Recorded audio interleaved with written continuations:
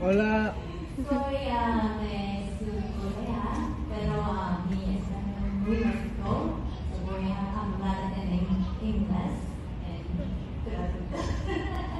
So my name is Natasha Didi, and I've been belly dancing for over 16 years, and I used to run a studio in South Korea, but I moved to the United States about 2 years ago, and I met a great friend, Anna Gobel, in San Diego. She's the president of San Diego Dance Arabic Dance, and then I got to know her. She told me about this great event, and they really recognized me and invited me.